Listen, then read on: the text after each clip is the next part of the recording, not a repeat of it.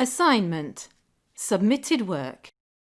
As a teacher, you can have your learners submit work through your Moodle course. This saves on paper and it's better than email because when they submit, you'll see a list of your class only on your Moodle course, not cluttered up with emails from colleagues and organisations.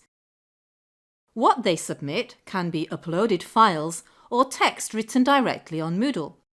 Or, as we see if we look at this example of an assignment, because you can type your instructions into Moodle's text editor, it doesn't only have to be text. You can add links, images or videos relevant to your assignment. An assignment may be for one individual or it may be for a group, and as a teacher you can choose whether or not to see the identities of your learners as you're grading it. With the Atto editor, teachers and students can directly record audio or video. Here the teacher is recording an example video for the students to follow. So if you want to add an assignment, we need to turn the editing on, and then in the section where we want to add the assignment, we click the link Add an activity or resource to bring up Moodle's activity chooser. Assignment is first on the list, and we can either click it once to read the explanation about an assignment with some examples for using it, and then click the Add button at the bottom, or we can simply click the radio button twice. This then takes us to the assignment setup screen. Because assignment is so powerful, it has many different options. We're only going to look at a few in this video. The name is important because this is what the learners will see on the course page. And then in description you add what you want them to do for the assignment. If you want to include images, media, links, you click the appropriate icons. I'm just going to write a short description of what they must do. And if you want to display these instructions on the course page, you tick the box. You can also upload additional support documents for them if needed. You can then choose when you want them to send in their work, with due dates or a cut-off date, and you can also set yourself a reminder when to grade by. The due date will display in the timeline on the dashboard for learners, and the Remind Me to Grade By will display in the timeline on the dashboard for you. What's important next is to decide your submission type.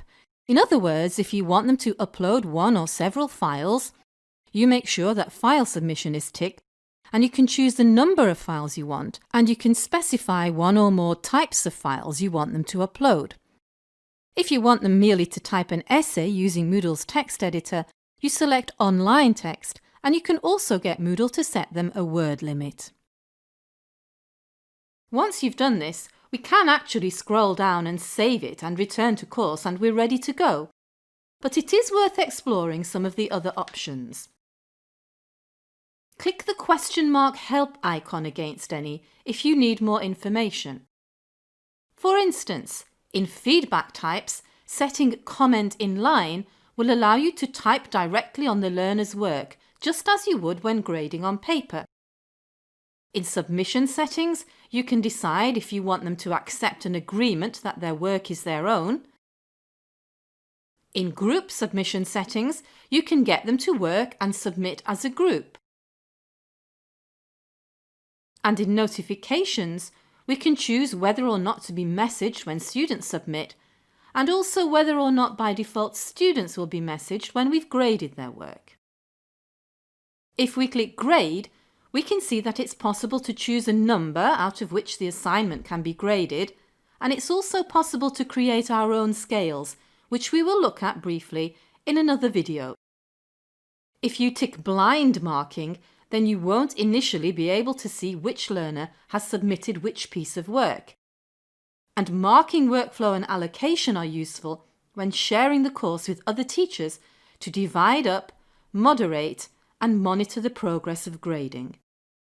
But for now, let's just save and return to course, and our assignment is ready for our students to submit.